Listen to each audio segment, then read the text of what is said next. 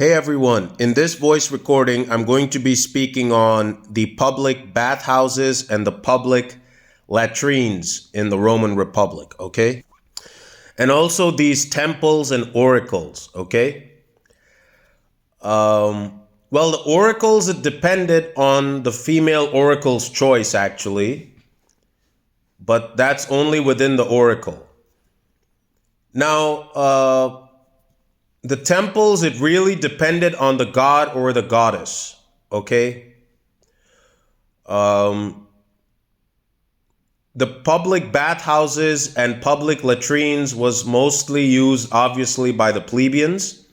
The patricians had their own private bathhouses in their villas and also their own private latrines. The public bathhouses and public latrines was used by the plebeians. Now, Rome was a socially liberal republic, okay, when it came to civilian life. So there was no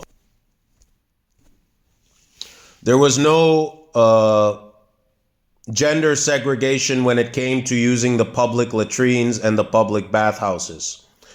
And still now the same applies. Like the public latrines and the public bathhouses can be used by both male and female. Even if there's nudity in the bathhouses, both male and female can be nude in the same public bathhouse. Also in the public latrines. Now, public latrines means where you go to relieve yourself. You know, your piss and your shit or whatever you want to call it. So these public services in Roman Republic, still now, are socially liberal. There's no such thing as an all-male bathhouse or an all-female latrine or an all-female bathhouse or an all-male latrine. Regardless of your gender, whether you're male or female, you can just use these services, you know.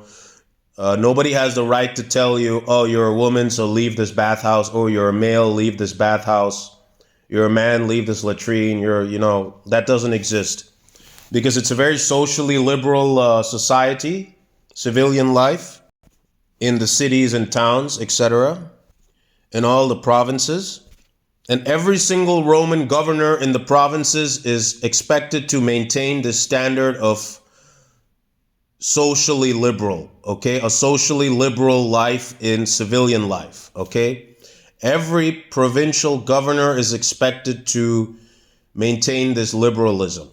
Okay, you cannot segregate between genders. Now, when it comes to the gods and the goddesses, look, it really depends. Sometimes maybe Ceres, the temple of Ceres, the goddess, might only prefer females entering her temple, or sometimes only males. So maybe sometimes, look, it depends. Now, Mars sometimes will say, I only need men to come in my temple. I only need... Same thing with Venus, the goddess Venus.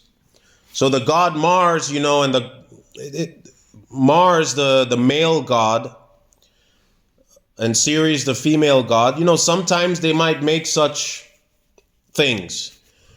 The temple of Venus, it really depends on what goddess Venus decides.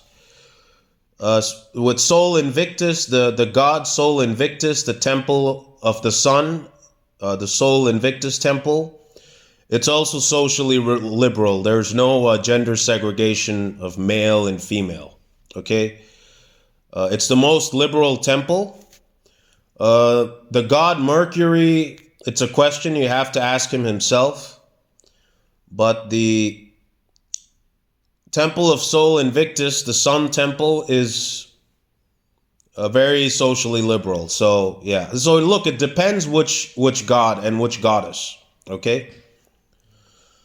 And no god or goddess will change the social liberalism that is in the society itself. This only applies in their temples, okay? The Roman Republic society is very socially liberal, so there's no segregation or discrimination based on male or female, okay?